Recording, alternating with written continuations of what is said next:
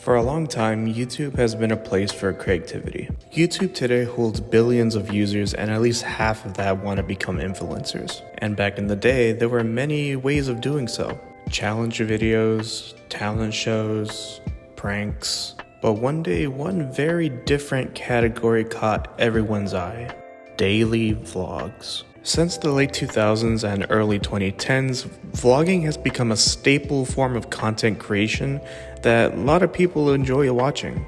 Little did everyone know, vlogging would take a turn that would change everything for either the best or the worst. Everyone, I'm talking about family vlog channels. They became widely popular for their wholesome and pure content. You also just couldn't help but relate to almost all of them. Now, there are a few families that I want to address in this video, and I don't want to take all day, so let's get right to it.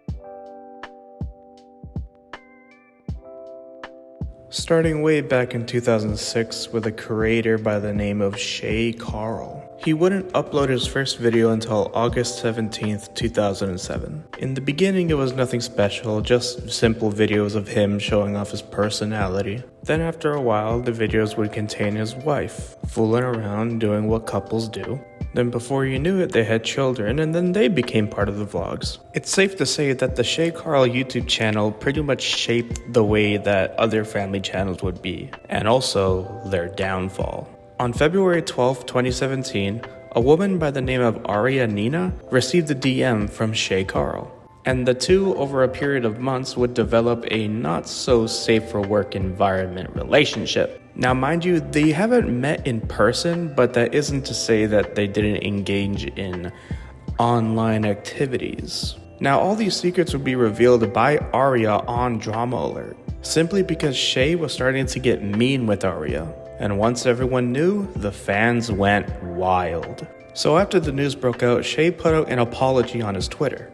And his soon-to-be ex-wife would post a video about the whole thing and basically just stating how she currently felt. So the family went on a 1.5-year hiatus, and when Shay returned, he put out yet another apology video stating how sorry he was, saying how the alcohol got to him, and he was just one big mess. To this day, the Shay Carl family continue to post content, but as you could imagine, they're not really as popular as they were before, so it really seems as the cheating scandal has really put a dent into Shay's image.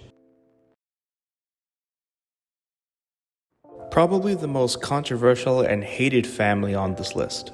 Daddy05, another vlogging family channel that had a pretty big following during its heyday.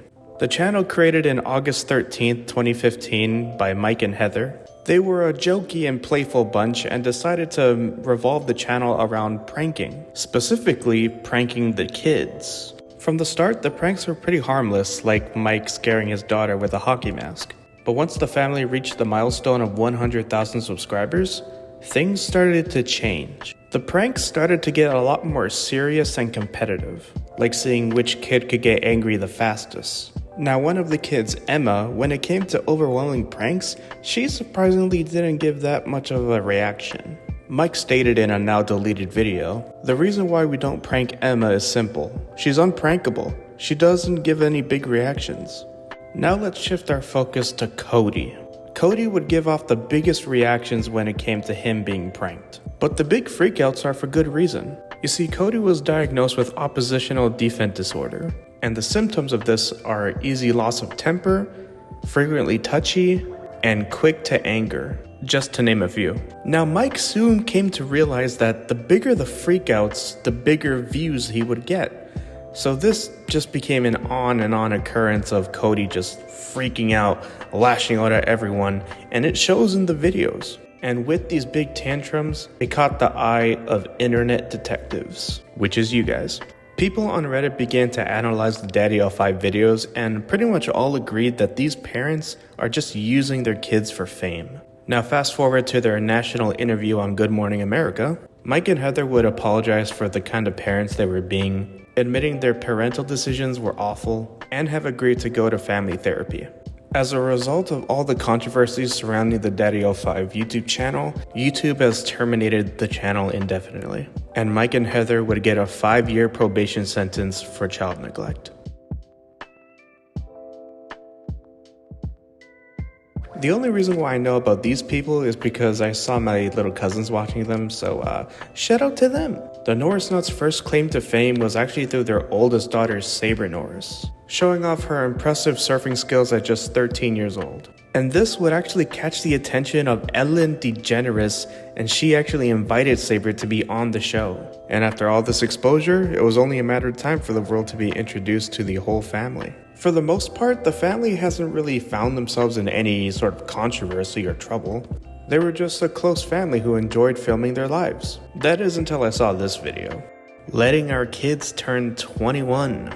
I mean, the thumbnail says it all. It's really weird for my taste. And then there was this video that got posted to their second channel, Norris Nuts Do Stuff. My parents react to my scandalous outfits. FBI should be knocking on this door any minute now.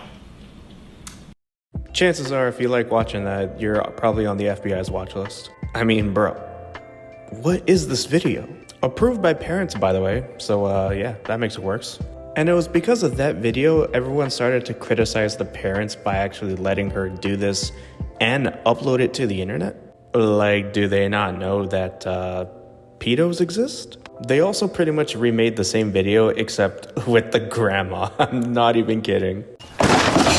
Like, seriously, it's like parental supervision left the building.